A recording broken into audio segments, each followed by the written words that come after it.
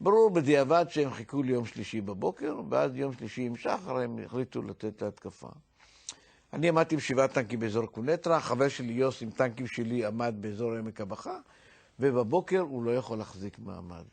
ובעצם יש מצב שבו אנחנו צריכים לסגת לקו שני. וברגע הזה שאנחנו מתחילים להתרגל עם 7 טנקים שנשארו לי, אני מקבל פקודה מיאנוש, והוא אומר לי, אביגדור, שיניתי את המשימה, אני רוצה שתנוע חזרה לאותן עמדות קדמיות. אני לוקח את הטנק שלי ודוהר קדימה, ואני אומר לשבעה שלי להתרגם, להתחיל לנוע. ואני מתחיל לנוע קדימה, ואני נותן להם להתרגל, אבל אני דוהר לבד עם הטנק שלי. ואני מסתכל לכיוון עמק הבכה 2 קילומטר, ואני רואה 2-3 טנקים על העמדות שאני עמדתי עליהם יום קודם. אני אומר, איך הם הגיעו לשם? אז אמרתי, כנראה שהם עשו את התרגיל הזה ליוס. אמרתי, נשבור שמאלה, אני הייתי פה, נשבור שמאלה חזק. יש שם סלעים בגובה 6-7 מטר, אני נכנס בתוך הסלעים האלה, ומוצא את עצמי מעבר לסלעים, ואני צועק לנהג לי, עצור! ואני בשוק. אני רואה 20 מטר בחזית שלי, 3 טנקים, T-62. פעם ראשונה אני רואה את המפקדים מסתכלים לי בעיניים, מפקדי הטנקים צעירים כאלה, אני עומד, הם מסתכלים לי בעיניים, אני מסתכל להם בעיניים, ועכשיו זהו, זה המצב שאני נמצא. אני הזקן שבחבורה, מה שנקרא. אני קופץ מהר פנימה לתוך הטנק, אני מהר, אני מבין שזהו, זה אין לי לאן לסגת. נכנס פנימה ואני מצודד את התותח שלי, ויש לי ידית מיוחדת, אני שם את זה על הטנק הראשון מצד ימין, וצועק על התותחן, תראו עליו! התותחן שלי הביא 18.5 כזה, דוד קיליון קראו לו. הוא שואל לי, המפקד, סליחה, הוא מסתכל למעלה, מה הטווח? עכשיו, צריך לתת פקודה, פקודה זה 8 מילים, זה אתה יורה בתותח ואיזה סוג פגז, ומה המטרה, ולמה אתה יורה, ומה הטווח למטרה, כי שם זה מחשב שצריך להציע את זה. בקיצור, אני חשבתי שאני הולך להרוג אותו. נתתי לו בעיטה, הוא יושב ליד הרגליים שלי, הוא לחץ על ההדק, אני נמחתי את הפנים שהרסיסים שמתפוצצים בטנק הזה לא יקפצו לתוך הפנים. הוא פגע בטנק הראשון, מהר צודדתי, הטנק עכשיו לקח פגע, שזה בערך גובה 1.20 מטר כזה, הכניס בבית הבליעה, וירינו לטנק שני, ומהר העברתי לטנק השלישי, ואני רואה לא השחור, 115 מילימטר, מסתכל לי לתוך העיניים, ואני צועק, אש, והתותחן שלי היסטרי, הוא אומר, אין ירי, הוא לוחץ על ההדק, אין ירי, ואני מבין שזהו זה. אני רואה, אתה לא השחור, מסתכל לי לעיניים, זה 20 מטר, אני מבין שזהו. אני כבר שם את הידיים בצורה כזו, זה לא יקרה לי כמו 6 פעמים, נפלתי פנימה ונשרפתי. עכשיו, אם הוא פוגע, לפחות אני אעוף. ואני מחזיק ככה, ואני צועק, ואני מסתכל פנימה. אני רואה התרמיל הריק זה במקום לקפוץ החוצה, נשאר תקוע שם בבית הבליעה. אני רואה את הקב"ט שלי, היינו 5 בטנק, ואת הטנק השני, הם מושכים את התרמיל, כי בדרך כלל זה קופץ לבד.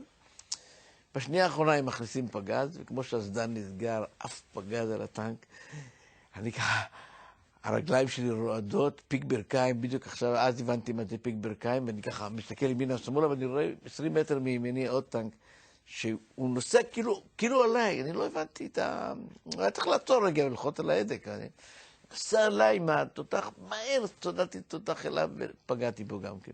עכשיו אני לא יודע איפה כוחותינו, איפה הטנקים, איפה זה, אז אני דוהר אל העמדה הזו שרואה את הוואדי מצד שמאל, ששם נמצאת האנדרטה של גדוד 77 היום, ואני עומד מהצד, הגבעה פה, ואני מסתכל מהצד, אני רואה את כל השטח הסורי וחושכות עיניי.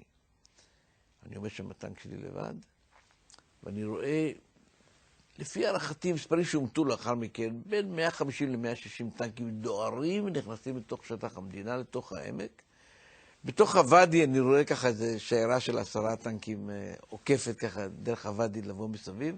אני משמיד את כל 10. ואז אני מודיע ליאנוש, כל טנק שיש לך בגזרה תשלח. המצב הוא קריטי.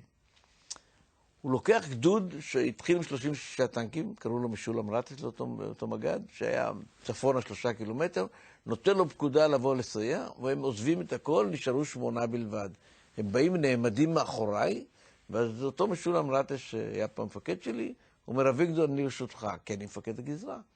מה לעשות? הוא אומר, תשמע, יש פה את הוואדי הזה, תחסום אותו, אני חייב ללכת 1.5 קילומטר דרומה, לקחת את הטנקים ולהסתער חזרה לגבעה. הוא אומר, הישר, אני הולך לבצע. כמו שהוא מתקדם, הוא מקבל פגז ונהרג, ואני מסתכל, 5 מתוך הטנקים שלו עולים באש. ושלושה ככה, והכל בלגן פתאום קורה, והם לא הכירו את השטח, וזה כל כפל קרקע, אתה פתאום גלוי לאויב, ואתה חייב לזה. ואז אני מסתכל ואני אומר, רגע, כל הכוח הגדול שנשלח לעזרה, עכשיו מה אני עושה? ואז פתאום מתקשר אליי מפקד טנק, ואומר לי, 10 כאן, 4 של מתמיד, אני עוד זוכר עד היום את השם הזה, סמל מחלקה מאיזה פלוגה שאני לא מכיר. אני שואל אותו, מי אתה? אז הוא אומר, אני מהכוח שבאתי עכשיו עם משולם רטס. אני אומר לו, איפה אתה? אז הוא נפנף לי עם דגל 200-300 מטר מאחוריי.